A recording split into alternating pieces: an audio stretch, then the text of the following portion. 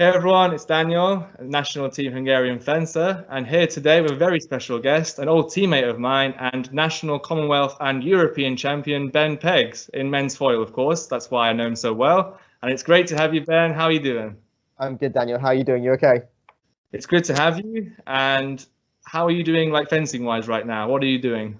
Yeah, well, firstly, thank you so much for having me. It's an absolute pleasure to be invited on. I'm okay. It's been a weird kind of 6 months, I would say. Yeah. In fact, actually, not just 6 months anymore. It feels like it's coming up to much longer than that. Mm. We've had lockdown one, we've had what is now lockdown two in the UK. And fencing has been start stop, not quite a start stop as the rest of the general population of the UK, but we've been able to keep training, which is good. The Leon Paul Centre, which is our national centre, has been open to the elite programme for men's foil and the British team.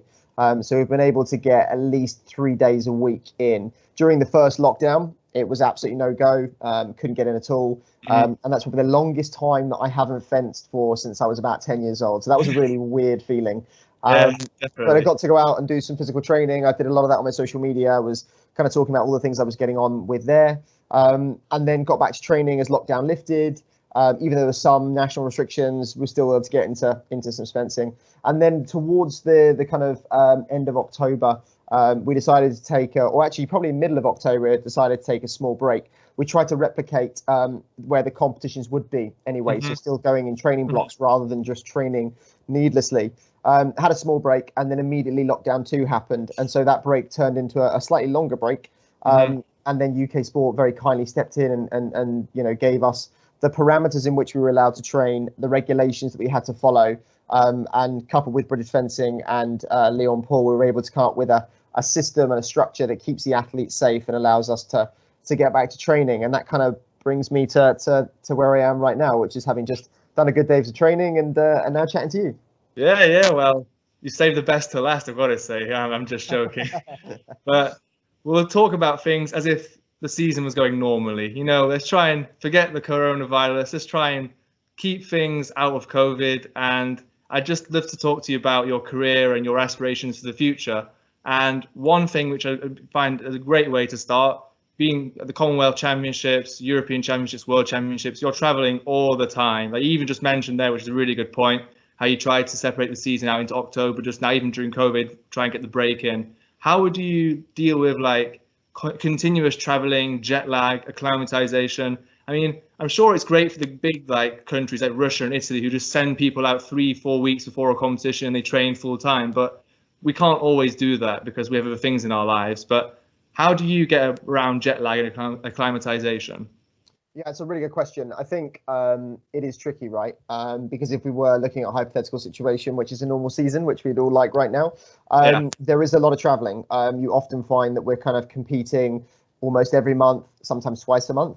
And one weekend you could be in Paris, the next you could be in Germany, and then as far flung as somewhere in China or in America. I mean, you know what it's like, right? You've done a lot of Oh traveling yeah. with the fencing, so you know how much travel is involved. And it's not just traveling and kind of, as you say, getting there and just really cracking on with the job. You have to be there ready to perform at your best. And that's really not easy. So what we tend to do is make sure that our training blocks are, have got a lot of volume at the beginning. And as we kind of get closer towards a competition, we kind of taper, which is just decreasing the load of fencing massively because we want to concentrate more on quality rather than quantity Yeah, by of that course. point. It's really So important. just yeah, exactly, and it just makes you feel like you've done a big bulk of work, and now you're really just kind of dotting the i's and crossing the t's as you get closer to competition. With some of the more further away competitions, we tend to have a couple of routines that we go through. Ideally, you want to try and stay in the routine of day and night, right? So it's always good, and obviously that's very much depending on how much money you've got and what your bank account's saying. But to try and get a flight that meets the time of either sleeping through the night when you're traveling Hmm. or having your day on the plane. You don't want that kind of like middle ground where you're arriving at your new destination in the middle of the night because it's not very comfortable for the body and it already throws you out of whack. So we tend to arrive either early in the morning, so you have the whole day to stay awake, or we tend to arrive later into the evening, so it's kind of dinner and straight to bed. And given whatever that is, you should then try and make sure you do the opposite. So if you're arriving early in the morning, you should really try and sleep on that flight as much as you can, because it means that when you get there, or you've got to try and stay awake for the whole day, and then you'll be nice and tired for the evening. Conversely, if you're going to fly in and you're landing and going straight to bed, the best thing is to try and watch as many films as you can and stay awake as long as possible. Keep going. You've got to go, like, you got to keep awake. You've got to do what you just said, follow the sun almost, like get that day and night routine in. Yeah, completely. And treat it like a binge day of Netflix. Just sit there and kind of just try and get through as many films as you can. So that's the way we kind of look at it. There's a couple of like personalized things that I like to do. One of the things that I always find is that like an eye mask on the plane is imperative. I know they often give you one, but sometimes just spending a little bit more on your own quality one really helps. Noise cancelling headphones. How many times, Dan, I'm sure you've been in the exact same situation where you sat on a plane and you have a crying baby a couple of rows down. It's mad, right? So you have to, navigate those kind of situations. So having noise cancelling headphones is good, and making sure you have enough kit as well on the plane. So sometimes it can be hot, sometimes it can be cold. Have you got some shorts that you can wear if it does get overly hot? Have you got jumpers that you can put on in case it starts to get cold? And one of the things that I tend to find is that I'm sponsored by Chimera Sport, and they're a base layer company. And they do I was these. just about to mention that, that compression stuff. It's shown to like keep the muscles warm and the muscles not tight. But please carry on. Yeah, absolutely, and it's really good. And actually, they use a kind of infrared technology which helps the body cool down or keep warm depending on the environment you're in. They're an amazing company, and I really love the leggings that they give to me. And I tend to wear those not only because they do have a small element of compression in them, but obviously they just help me thermoregulate a bit better. They just try and keep my heat throughout the entirety of the journey just a bit more balanced. They also have some really good socks as well, which do add to that kind of compression aspect, because when you sit down for a long period of time, what you find is that that all the blood just flows to your legs and just kind of sits there and get as good circulation. So having that little bit of compression is important. But for the Chimera stuff, what the added benefit is the fact that it just gives you a really nice regulation in temperature. How many times have you sat in leggings on a flight, or sat in all these different sports pieces on, and sometimes it's to cool you down so you're getting too cold, and sometimes to keep you warm. So that's what I tend. Yeah, exactly. And lastly, one of the things that we try and do is eat at the right time as well. So making sure that you try and keep the nutrition at the same rate that you would do when you're going. So again, if you're going to sleep through the night, don't eat on the flight. It's awful to have to turn down food on a flight because everybody loves eating, right? Especially athletes. But at the same time, when you're on a night flight and you're sleeping, try and power through. Try not to eat, and then when you get there, then you can have a big breakfast and you can kind of get on with that. And I think the other thing that I find is that dehydration is a massive problem with traveling as well over long distances.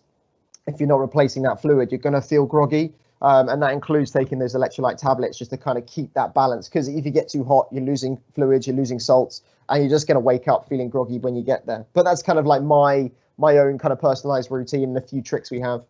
Yeah, I mean, it's really good as well. You mentioned how you do this to simulate the season, simulate each day being the same almost. Like, you don't want to feel like flying to China is therefore a completely different thing to what you were in the zone in London. You want to be always in the zone. And it makes me want to ask, like, how you train towards like an off-season period, because obviously some fencers like to just completely, put the foil down, I'm done, summer holidays, get me out of here. Or in the middle of the season, if there's a 2-month period where there's no competitions, well, especially now in COVID, it's a longer off-season, isn't it? But how do you compare your workload and training load to during the season to off-season, or is there no difference at all? It's crucial that somebody understands themselves. I think it's important to know what suits you. I think I know some athletes that chuck all their foils in a corner and go, right, I'm done for 2 months. Yeah. They may stay fit, of course, but they don't want to touch fencing. Others like to kind of tick over. I would say that I'm someone that likes to tick over. Fencing is basically my life. As I'm sure you'll mention later on, I do a bit of part-time coaching as well. So that means that for me, fencing is my entire life. It's not only training, it's coaching. And actually some of the way the season can be structured, sometimes it means that when I'm training for my season and then I get my downtime, other cadets or juniors might be actually ramping up for their season. So I never really get any switch off time per se from fencing. Which is different to some other athletes. So that's why I try and look at fencing as part of my life, part of my rituals, and it's something that never really stops for me. But there are certain times when I can really deload the fencing, and for me, when I do get those chances to just have a little bit more time away from the piste and put the foil down, it's important that I really don't think about fencing, because you find that tactically, emotionally, you're not as in love with the sport as you could be. You can't see the wood from the trees. I mean, we've all get to a point in training where we find we have tunnel vision almost, where you just can't seem to work anything out. It's like you can't do the basic maths equations that are fencing. Yeah. And so actually getting that time away and the mental break can often mean that you feel like, the veil has been lifted and you can see everything again. And I think that's really important. And young people who are starting on a journey of fencing need to understand that, yes, it takes a long time to get good at fencing, but at the same time, it's important that you do make sure you get those rests in when you can. And I think some people need to understand that when you're on the off season, it doesn't mean you can't still stay fit. Yes, it's absolutely important to have the emotional rest and the physical rest, but at the same time, do something different. Do something that you wouldn't usually do to stay fit, because 2 months away from sport in general is big, right? Your body's going to make adaptations in a negative way towards what you're doing. So my muscles get so cramped and so tight when I come back. I just feel like a brick. Like, it's not nice. No, absolutely. And I think that's it. I still focus on mobility and my stretching, so I don't kind of feel like that. I also think that, we get a buzz out of sport. We really get good hormones when we do a lot of sport. So actually, for me personally, after about 4 days of full recovery, I find it tricky to sleep in the evenings because I'm so used to going to bed physically exhausted. So actually, I tend to just find that on the off season, after I've had about a week of completely not touching fencing, I might go for some runs. I might do some stretching. I might even go and take a very gentle lesson off my coach, but more of a fun lesson, one where we're experimenting or we're doing things differently, or even just having a left-hand lesson, something completely wild. Wow. It means that it takes the pressure off of you.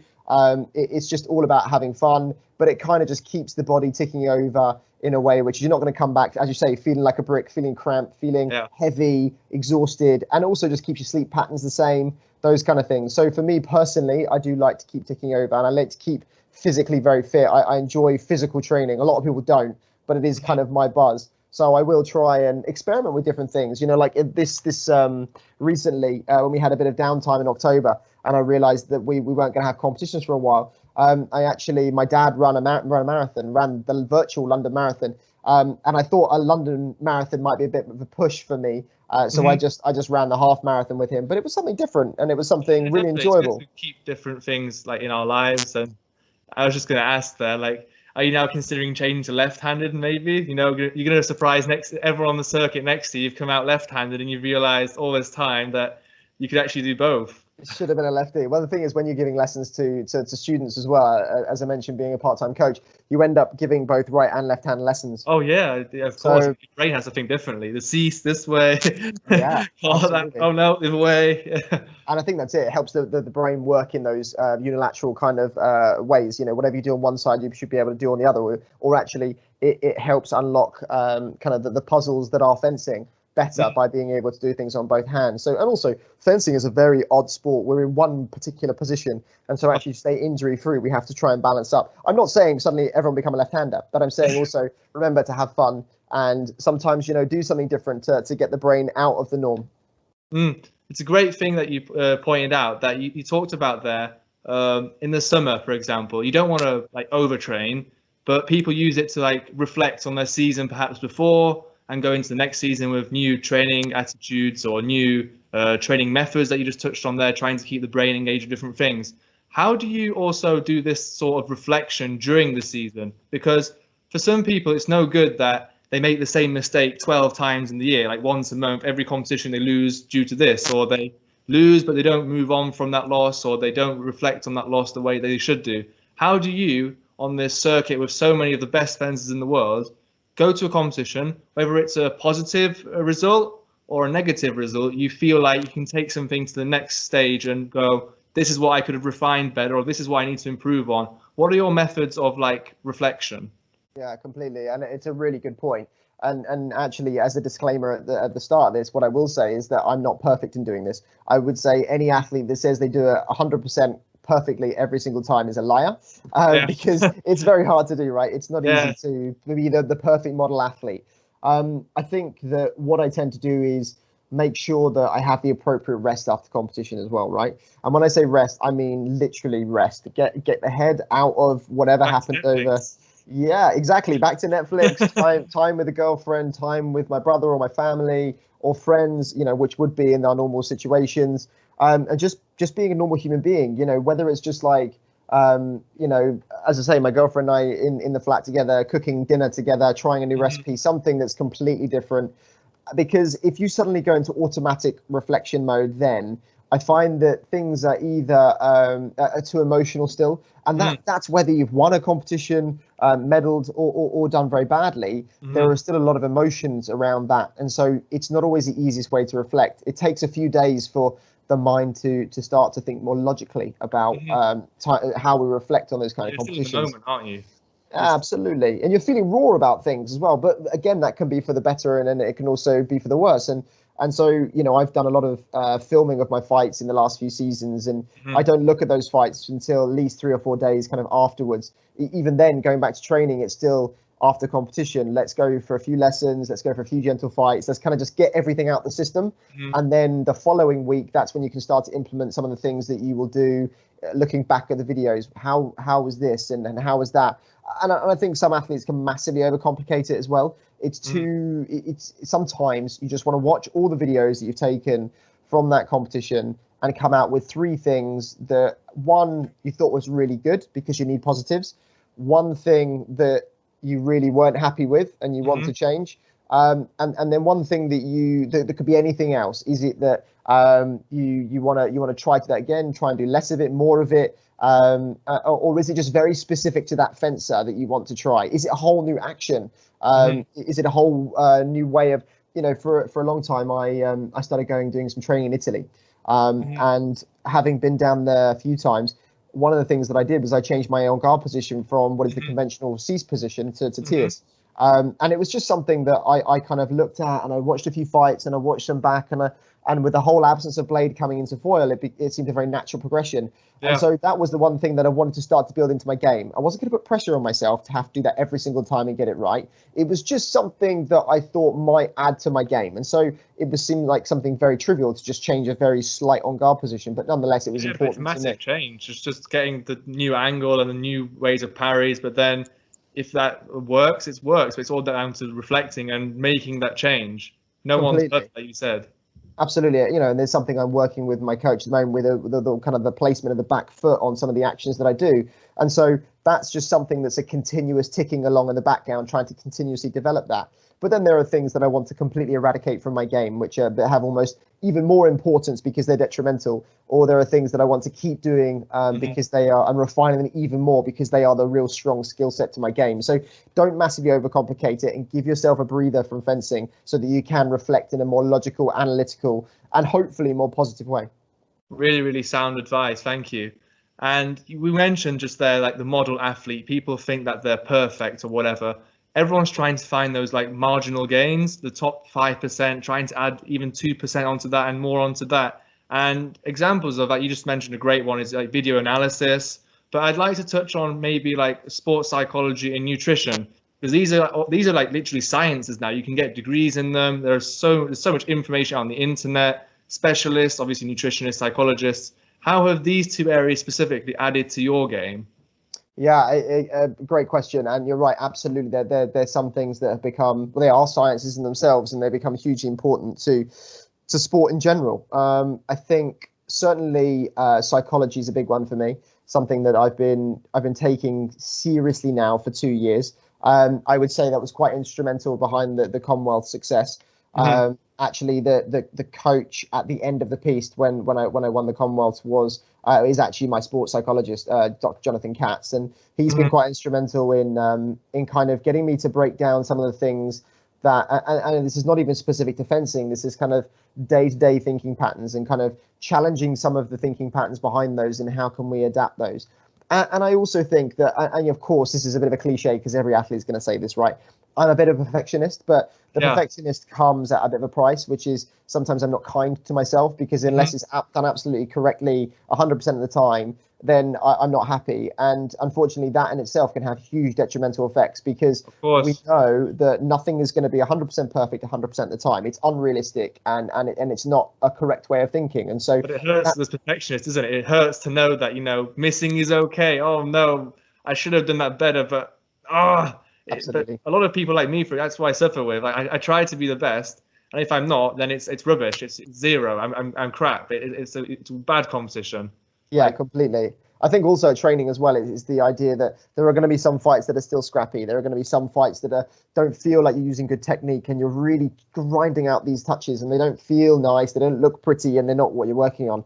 But sometimes you have to go through days like that. And so sports psych for me is important. I touch base with my sports psych probably every once a month, twice a month, and we will do the reflection on the competition together as well. I will try and make sure I do my video analysis beforehand, so that I can start to link what it looked like on the piste and what it felt like on the piste. Because how many times have in the moment we've felt like it's chaos, and then you suddenly watch the video back and it all looks very serene and like just a normal kind of fight. As soon as you take the mask off, it's like it's a different world, isn't it? It's just completely. And so you're in this kind of like headspace of, oh my god, what's going on, like chaos, like you said. But looking at the video, talking to your sports psych, and you can just see like actually it's not. Absolutely. And that's one of the things that I find, is that trying to understand exactly how you're feeling versus how it looked and what the situation, and trying to and for me personally, the more obviously the calmer you can stay on the piece, the better, right, in many pressure situations. But the more of the fight that you can watch in hindsight and feel that serenity from yourself whilst on the piece, the kind of the better it starts to become. In lockdown, I was doing a lot of the headspace stuff as well, which has become quite popular with many people actually. And it's just a kind of meditation based app that just actually is able to kind of help us just find a little bit of like presence in what is a chaotic life. So just kind of practicing that has been very important to me, because it just helps my general mental well-being, not just my fencing. So working in my sports psych and seeing him on a regular basis and adapting some of the things and changing some of the things in training, the same way I would a parry riposte or a feint 1-2 or whatever, whatever technical jargon you want to use. It's important that we understand that training the mind is equally as important as training the body and the technique.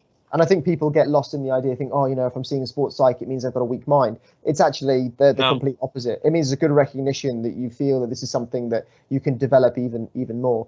And with that being said, I think nutrition is something that's hugely important, but something that I've got wrong in the past. And when I say got wrong, it's something that I've taken to an extreme, and it's something where when I say this, I'm not saying I've ever had an eating disorder, because that absolutely is not the case. But I found myself counting calories, counting macros, counting nutrients to such a degree that actually mentally I wasn't happy. I was like, oh man, I really want that big greasy burger with my friends on a Friday night, but I can't because I need to stay at this weight, I need to do this, I need to do that. And actually it took a new coach that I started working with a couple of years ago. I'm coached by two coaches, Graham Forster and Pavel Osmansky. And Graham was like, dude, you just got to fatten up a bit. Like, you're just skin and bone. Like, there's muscle in there as well, but you're bouncing off of people and you're not happy. And so I started to kind of find a bit more of an equilibrium, a bit more of a balance of understanding that, I love food. I'm an athlete. I love putting food away. I love eating, and I find it a very socially engaging thing. And so there's nothing wrong with, being good during the week, giving your body what it needs to fuel yourself through training and competition. There's also nothing wrong with having a couple of beers on a Friday night, or a couple of glasses of wine, and having a takeaway with your girlfriend. That is life. We are allowed to be human. And actually, you know what? Mentally, your mind recovers far better from a week of training by doing that, because it's almost a reward. It's almost like, you know what? You've earned this. And it's not this kind of case of, oh, I must be good every second, every day, because again, it's completely unrealistic and it's not healthy. I mean, look, how many times do we see the Chinese team after they've finished a competition? Burger King. Yeah, exactly. Go to McDonald's or Burger King. They need their downtime. They need their escapism. And that's important that they do that. And they've got it right. And it makes you happy. But it also makes it easier on Monday morning to wake up and actually make sure you're sticking to the good diet that you want, not having just sitting there of an evening and scoffing crisps and chocolate bars, all those kind of things. But it means that you're watching your hydration every day, and you're making sure that you're putting in the right amount of carbohydrates. And personally, one of the things that I've started to enjoy doing is living with my girlfriend. Her housemate doesn't eat meat, and so we've actually been having a lot more meat-free days.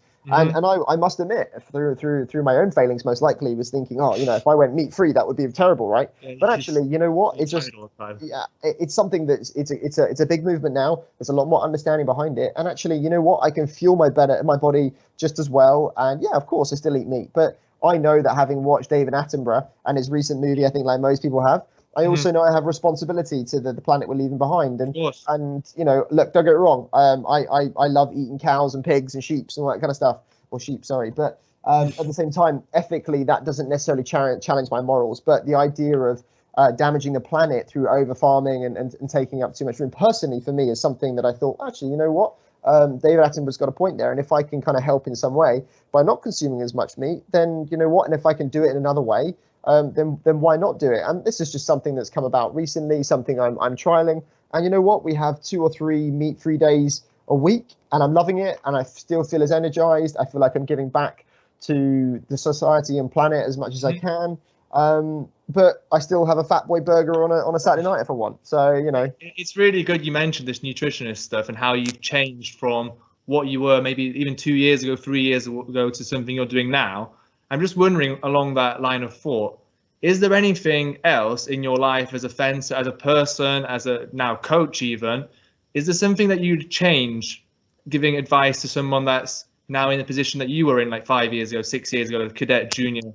Is there anything you'd have done differently to what a cadet version of Ben Peggs or junior version of Ben Peggs would have done in today's modern fencing? Because I mentioned on a previous podcast to Stefano, modern day fencing is now getting diluted to the point where really good junior fencers are also equally as good senior fencers. We know this from the Borodachev brothers from Russia, but also Marini in men's foil. There's no longer a massive gulf between the best juniors and best seniors. And how can we better make cadets and juniors understand the professional side as well, what they're getting into, as well as keeping the fun side? So I'm just interested, how would you go about giving advice to an earlier version of yourself, or just a cadet or junior that can use just the things you've got, not necessarily wrong, because you're a European champion. If that's something that's wrong, then you're really being a perfectionist.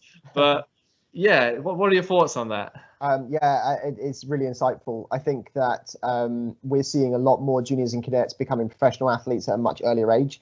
I think there's a lot more science that is involved in fencing now, and so more modern techniques are kind of going into earlier training of cadet and juniors. I also think, and these are more anecdotal than evidence-based, this is just what I'm seeing through my career.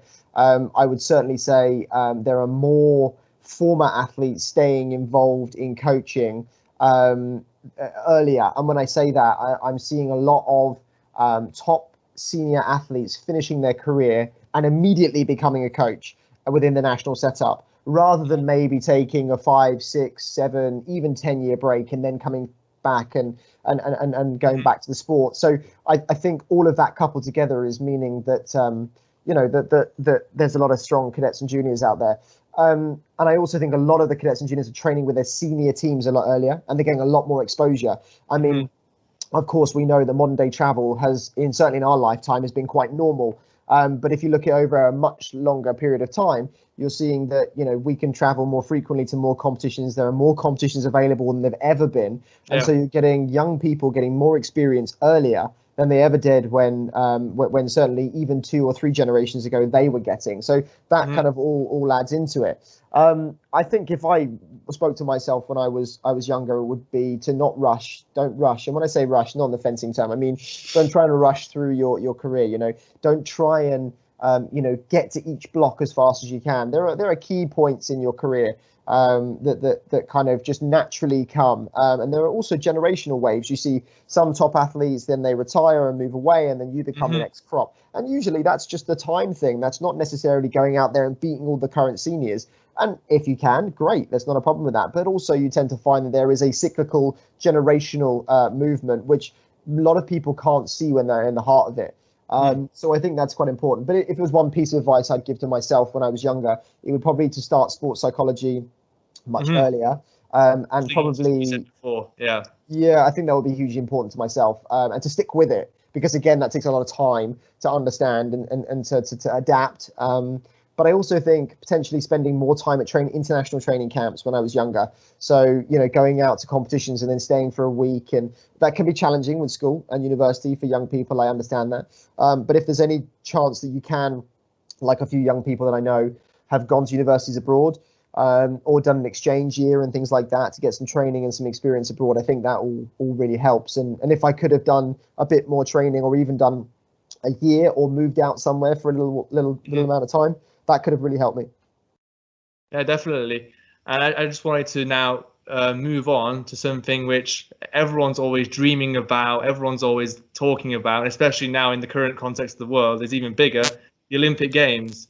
Will they even happen? Should they be cancelled next year if we can't compete until April? Like, is it going to be too unfair on those who didn't even get to qualify? And just on that line, in the Olympic Games, you, as anyone will know, even more than me, that we don't have like 2 bronze medalists in fencing. Thomas Bach, the head of the International Olympic Committee, he was even a fencer at one point, for some reason has decided the structure of fencing at the Olympics should have a first, a second, and then just 1 bronze medalist. But if we look at other sports, for example, like judo or karate or wrestling, other combat sports, every single one of them has 2 bronze places. So it begs to ask the question, especially to us fencers who want to go to Olympics, it's already hard enough getting there. But once you're there, and then you're going for obviously the medal, you don't go to just like, oh, I went to the Olympic Games and just lose straight away. I mean, it'll be nice to put on your wall that you've been there, but you kind of want a nice big memory of going there and a fat medal around your chest. But how can you justify fencing perhaps not being like taken, like being attacked almost by not having 2 bronze medalists? Like, what's your opinion? Like, isn't there an agenda against fencing there, or what are your thoughts? I think you're right. The Olympic Games is an amazing movement and something that we all aspire to want to be and go to the Olympic Games. The closest I've got was going out with the guys in 2016 as their training partner and reserve to Rio, and that was an incredible experience. It's a high pressure environment where you are surrounded by the world's elite. And it's mentally draining, but also exhilarating at the same time. I think it's wonderful that we have Thomas Bach as the head of the IOC, as a former fencer. I think he really gets it, and I think that we've seen the inclusion of all weapons now. Yes. And when I say weapons, I mean the teams as well. Big problem with that. They're always getting rid of it every 4 years. One event always had to just let go of their team event for that year. Yeah, absolutely. And I think a lot of that came down to money, expensive medals, that kind of stuff. Whereas I think Thomas Bach has been quite instrumental in actually getting all of those events back and all of those medals. So going to your question about the idea of having a bronze medal playoff and not in some of the other combat sports. I was talking to Richard Cruz, a teammate of mine and yours back in the day. And we were discussing that a lot of the other combat sports like Taekwondo, like Judo, there is an actual potential for injury, not huge, but very high risk of injury. Mm-hmm. So like, for example, in Taekwondo, when we spoke to the guys at the Olympic Games, they were saying that any form of concussion, they have to take 2 weeks off completely. And then only after 2 weeks off do they have to go through a whole new medical to be allowed back in. So with things like Taekwondo, things like Judo, and I can't speak so much about karate because I don't actually watch it that much, but certainly those, as we say, combat sports, there is an intrinsic risk to stepping onto the mat and competing against somebody else. And so there are 2 bronze medals given because there is not the necessity for those 2 players to fight each other at the expense of potentially having a life-changing injury. Mm-hmm. Whereas with fencing, there is nothing that we can do that means necessarily we will have a major injury by losing or indeed winning that fight. So it's mainly done on a medical reason. So the combat sports are if there's can be spent less time on the mat, same with boxing, the better, because you are then less injury risk. whereas with fencing we don't have that. And so I don't think it's a direct attack on fencing. I think there's been a lot has been done for fencing. I just think it's circumstantial that we don't have that big risk of injury, and ultimately it makes those medals even more precious and Absolutely even more important. I mean, just as a funny side to that, maybe fencers are now thinking, if I start beating my opponent up more, of like, going with my elbow, make fencing more, aggressive and more injury risk like, then we'll get our medals. That could be one take on it, but please don't go that way because you'll probably get a black card. So we're not promoting violence, but it's a really good answer you said, and really informative, because everyone has their own opinions. Some people take it personally towards their sport. Oh, why am I not allowed to get a bronze medal if he is? And it's really good that you mentioned, for example, Richard Cruz had this conversation, because we all know Richard at the last Olympic Games, he lost in the third place playoff to Safin. Yeah. So he's better than anyone would know what this rule is like, because it was his bronze medal which was taken away this way. But absolutely, yeah, and I just love to move on now to fencing as this entity which kind of shapes our lives, because you mentioned at the start of the video this is the longest you've been without fencing since you're 10 years old. So that's a pretty significant time scale. Not to say that you're old or anything, but that's you've been in the sport for a long time and it shaped your life in a load of ways. Is there a particular memory or experience that from the piece has left this long-lasting impression on you? It can't, in a physical way, it could be I busted my knee and therefore I can't walk, but I'd like to hope it's not that. Is there something more in fencing, from something you've taken from your travels or your training regime or the competition or your mindset, which you've now applied to just you? How's it changed you? Yeah, really great question. And actually, the answer probably doesn't come in the way you'd probably intend it or expect it. Sorry. Yeah. But I think the one of the biggest things for me that I found in my career was, and I'm not gonna name names because it's this is not me wanting to get into a rant or a rave about anything or anybody. Actually, this is about my personal experience. But there was somebody who was quite important within the world of fencing in the UK for many years, and this person had quite a lot of power within the sport of fencing in the UK. And I remember having a conversation with this person, and the conversation was structured in not the best of ways. Having my funding taken away there on the spot. And I was advised by this person to probably go and do something different in my life because they didn't believe that fencing was the thing for me. They didn't think that necessarily I would evolve into the athlete that I am today. And given this person's position within it made it very hard to hear when someone is terrible. Yeah, it's challenging, and I never expected to be told by somebody that I wasn't good enough and I wasn't going to make it. And so for me, that became a point that was almost a crossroads. It was, do you walk away from this now with your funding being taken away and the lack of belief in somebody that hopefully or should have had the belief in me? And it was a crossroads. Or do I carry on now, and do I give it everything and show that I won't be put away. I won't be told to give up and quit. So for me, I probably took about a week to really mull this over in my mind. And there was a lot of ifs, buts, and maybes, and actually at the end of the week, I thought to myself, first of all, how dare somebody tell me how they think I should live my life, and second of all, if I love what I do, and I have the self-belief, that's all I need. And so I threw myself into training and competition like never before, and I vowed from that day forward to never ever be told the way I should live my life by anybody. And so I think it was actually a month later that I came I think it was sixth or seventh at the under-23 European Championships. And for me, that moment then was also a reflection, like somebody holding a mirror up to me and saying, you know what, you got dealt a pretty rough meeting there and a pretty rough encounter with this person. And all you did was dug your heels in, trained harder without funding, and went and got one of the best results that you've had in that current time period. And so for me, it was actually, you know what, I can do this if I put my mind to it. And actually, I can be one of the best. And I don't need anybody to tell me their opinion of who I am or what I can do.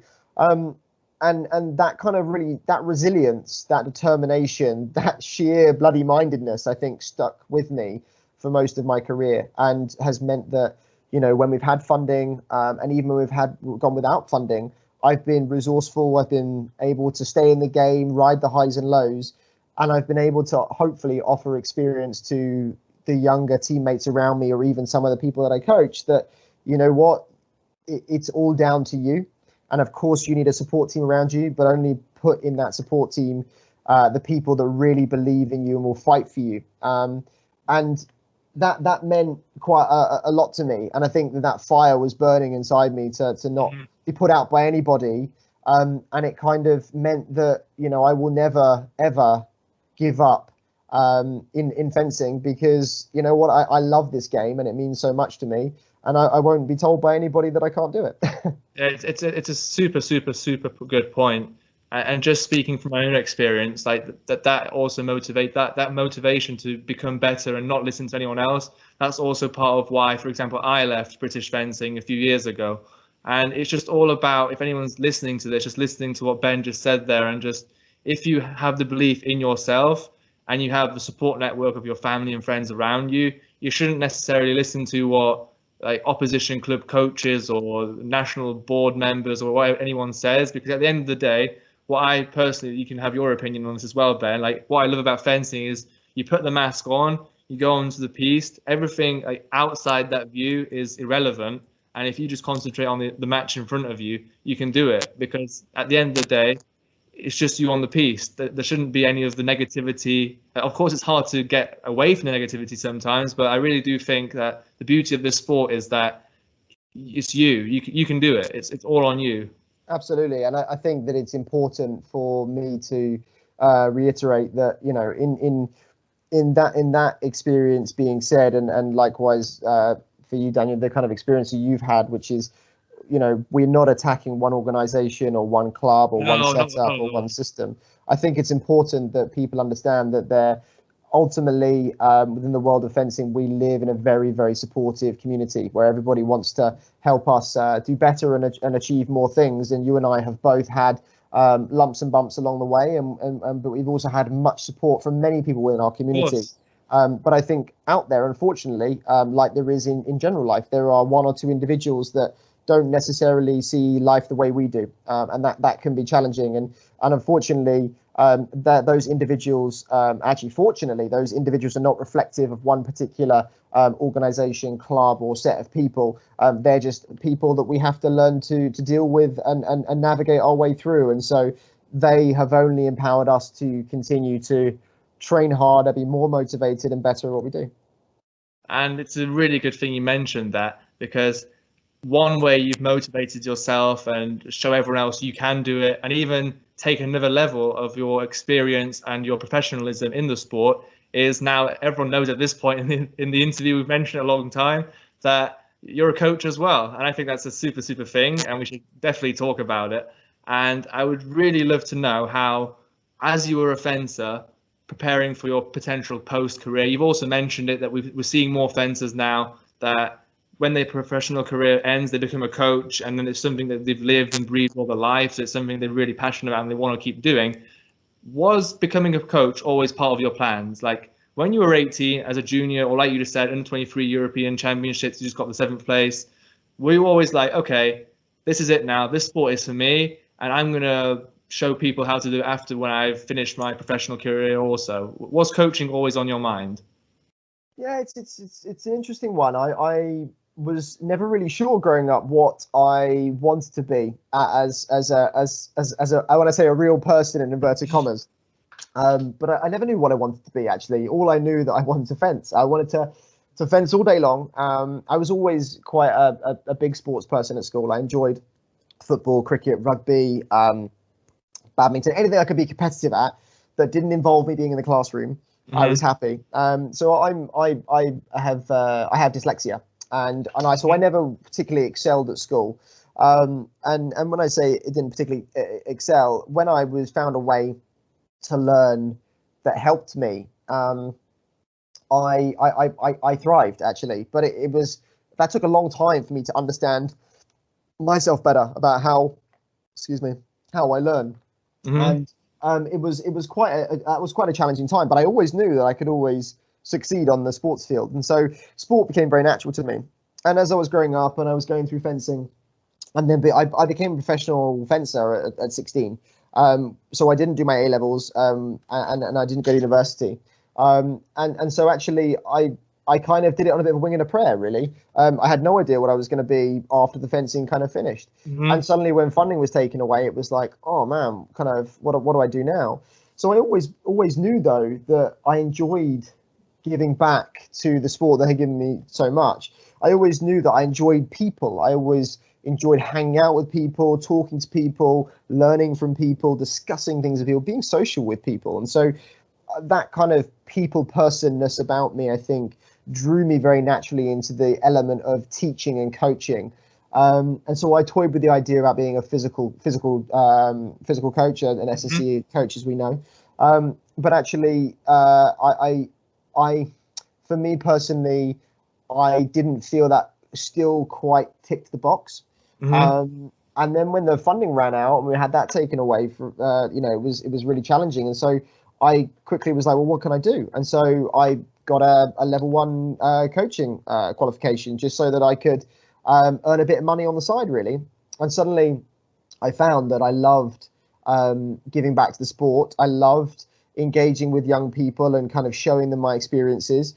I loved showing them what I had learnt. And also I loved delivering what I had learnt, but in the way that had worked for me. Instead of like being shown something and then kind of having to muddle through it until it made sense to me.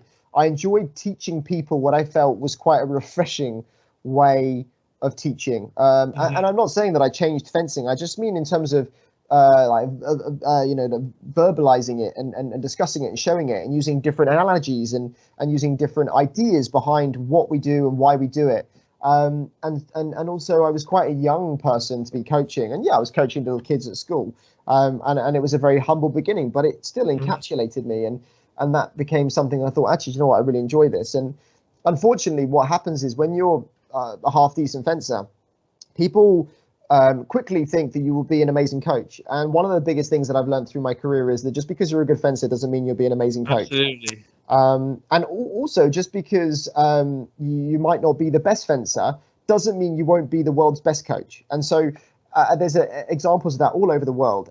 But people believed it, that, oh, well, Ben's a good fencer, so he'll be a good coach, right?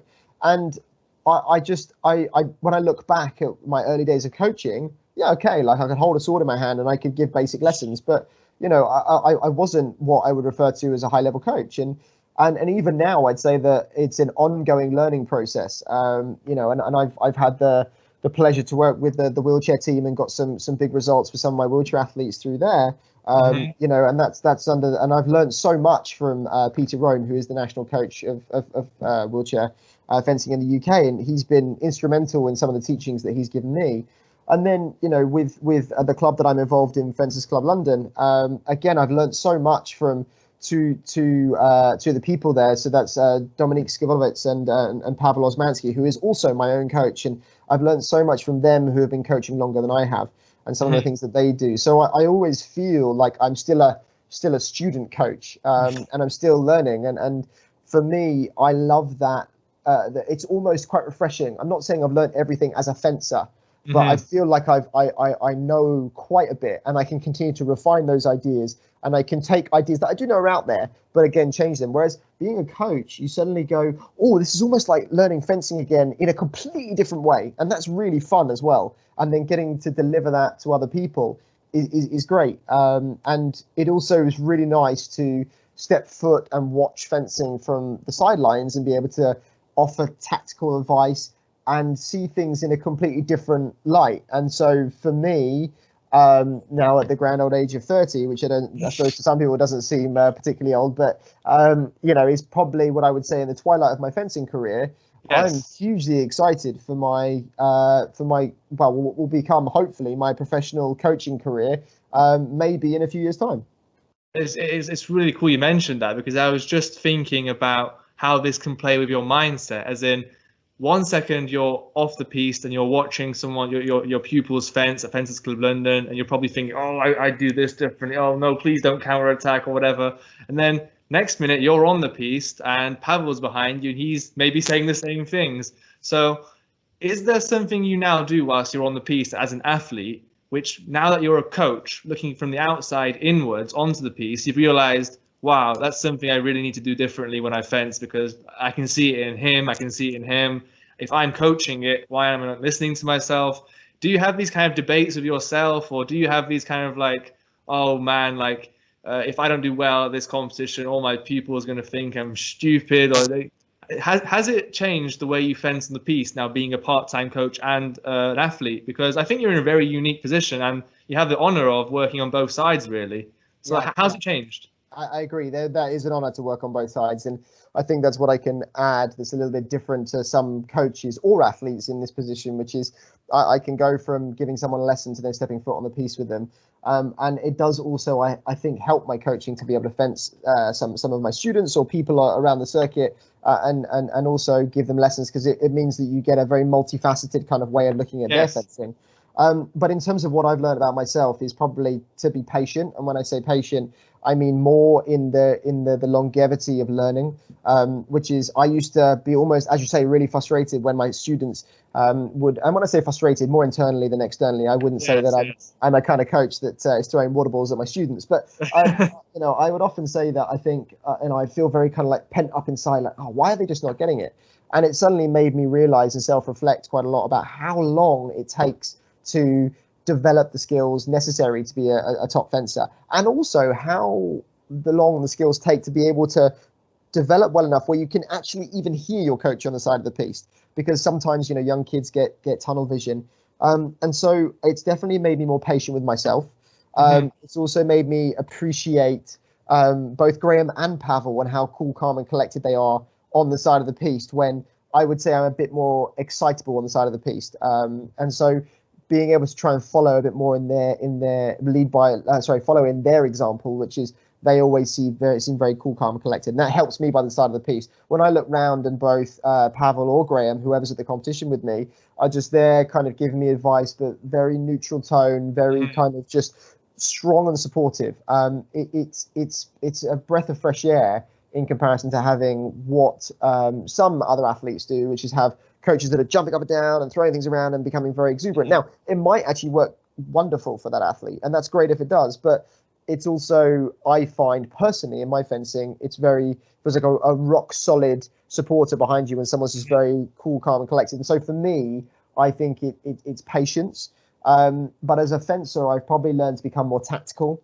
Giving lessons make you think outside the box. They make you think, well, actually, if that person did that, how would I react? Or if I reacted like that, what options does this person have? So it's made me think more deeply about the game, which I think in turn has helped my tactical analysis. It's what teachers sometimes say, like if you can teach it, you definitely do understand it. Like there's no ifs, buts, or maybes if you can nail the coaching. So in a way, maybe we should all get into coaching, even little kids, or just keep thinking about things and keep thinking about what you just said there, like the multifaceted approach of the different ways you can think about things. So like, would that be something you'd recommend maybe to young coaches right now who are on the fence thinking, oh, coaching, is it for me? But you might even get more benefits out of it. So like, would you recommend like coaching kids or like that sort of stuff?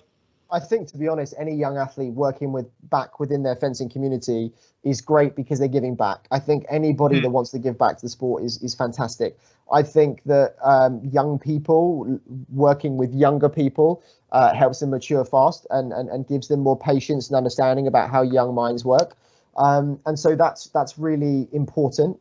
But I also think that it gives you the learning approach, which is you will never know it all. And that's what I love about some of the coaches in the UK. Certainly Ziemek, for example, this man never stops learning, and that's something that I think is so admirable about him, is his continuous. He will sit at a competition right until the doors close, just as sapping up information. And so I think that it's important that people do get involved in looking at the sport in many different ways, because it, as you say, it only refines your own understanding.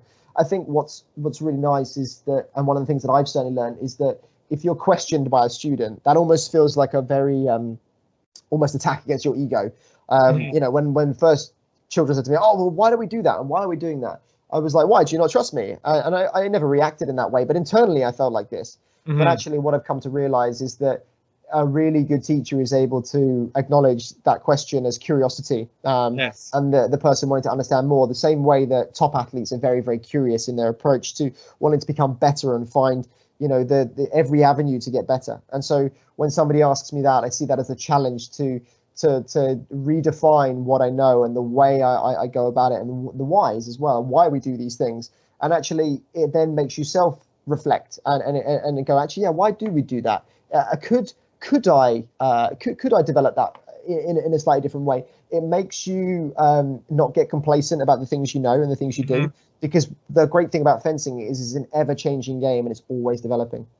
Yeah, that's a really good point. And I just wanted to conclude on that with perhaps another side to you. So yes, there is more to bend pegs and fencing. We've had the athlete, we've had the coach, but you've had this great podcast, Fenced In, that you work with Christopher Mollard, who he might not remember me as much, but he was the first match I had ever at a senior competition in Britain. He beat me 15-13, and that's when I realized as a cadet, like, oh wow, this is what senior fencing is like. So if Chris is listening, like, hi. How did you and Chris come to the idea of Fenced In? And like, tell me about what you guys are doing, because whilst this podcast is talking about like people like you, fencers, we had Aisha on last time, and we had Stefano on, getting different views on fencing and like just people doing it. What are you guys doing as well? Because I really want to stress the point that we're all in the same boat together, trying to make this beautiful sport as appreciated and as virtually accessible, especially at this time when we're all indoors, either on Netflix. We've talked a lot about Netflix, or hopefully you're spending some time watching this sort of stuff. But just tell me what you guys are doing with Fenced In. Yeah, sure, absolutely, and probably the same thing that you're doing, which is to information share, right? It's such a pleasure to be invited on to speak. Not only to see you again, Daniel, because it's been a while. I think we bumped each other last time in Budapest for the World Champs. But I think that it's great to information share. It's great to bring our community together, because what's amazing about fencing is such a social sport. And even though we're all in our own lanes, doing our own thing, trying to get better in our own individual ways, when we go to club and we go to centres and we go to squad training, we're also hanging out with people who are like-minded, who are also enthralled and passionate about what we do. And so, therefore, it's a great way to bring the community back together. And so Chris and I have been friends for, a very, very, very long time. And it's quite funny because I don't think people realize how close we've been for a very long time. And then often people go, "Oh, I didn't know you knew Chris," or they'll go, "Oh, I didn't know you knew Ben." And so much so to kind of show how close we are. Actually, we're at Chris's first senior international trip in Tokyo for the Senior World Cup out there. And actually, he asked me if I wanted to be godfather to his daughter. So we're exceptionally close friends. We've known each other for a very long time. And I've also been working technically as Chris's coach for the best part of 2, possibly 3 years now. So we were always in contact over lockdown, just as mates, irrespective of fencing. And, you know, when certain regulations allowed, I could give him a lesson. Also, we became stupidly competitive over our 5K times to try and stay fit.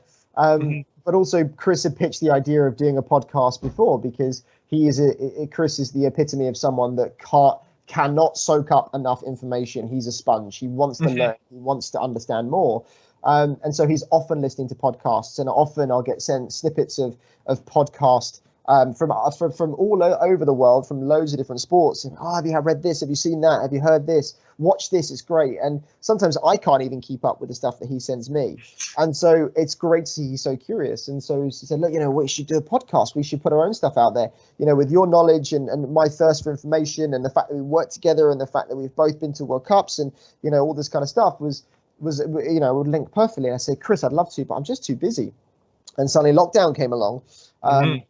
And there's so much time, and I thought actually this might work. And we just started chatting like two friends would about the sport that we love, and sharing ideas and what we've been doing.